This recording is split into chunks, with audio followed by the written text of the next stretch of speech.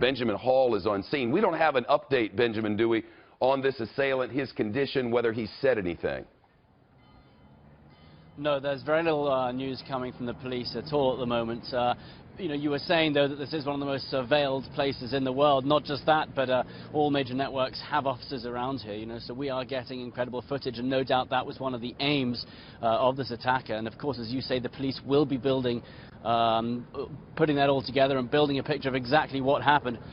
I'm hearing that this was an unsophisticated attack, but that is exactly the way that many terrorists might operate now. We have seen the vehicle-borne weapon used again and again recently because, frankly, there is very little you can do to stop it. So we know that this man drove along on the bridge, which you can see behind me.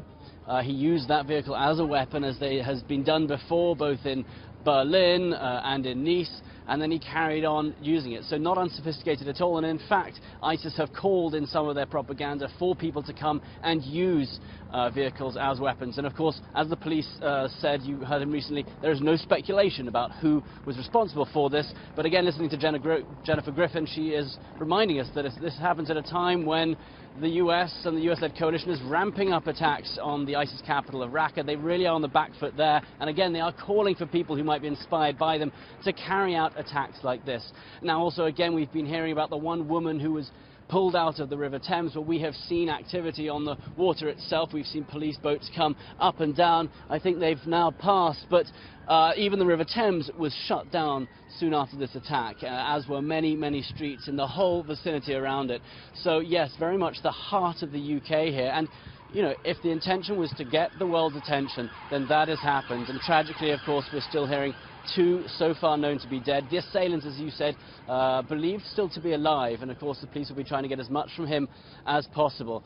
But it's a tragic scene over here, and especially some of those images. And I've been speaking to some people who were inside Parliament at the time, and they say that many MPs, many people working in the House of Parliament saw the assailant being taken down. They saw him running towards police, who shouted at him to stop. He didn't, and they took him down, they believe, very quickly. They say there was a lot of blood in that scene. But this is often talked about. That one entrance to the Houses of Parliament is talked about as one of the weak spots, because it is naturally where members of Parliament come in and out every minute of the day. And so while there are blocks of concrete around the whole building stopping cars entering, that is one point where you can at least get close and would be able to run in, as this assailant did. And of course, who knows whether or not he was able to do some surveillance of his own before, whether he knew that one weak spot, because he did enter the actual driveway of the House of Parliament, although he didn't enter the estate and the houses themselves. But it does seem, listening to the police now, that this does seem to be under control, and COBRA, the emergency body, will be meeting very shortly, we hear, to update the Prime Minister to try and find out who was responsible for this. Was this directed by ISIS or just inspired by ISIS, if at all it was ISIS? So a lot of questions still to be answered, but it seems that there is a lot of evidence at the moment, and we hope to be able to bring you as much of that as we get it. Shep?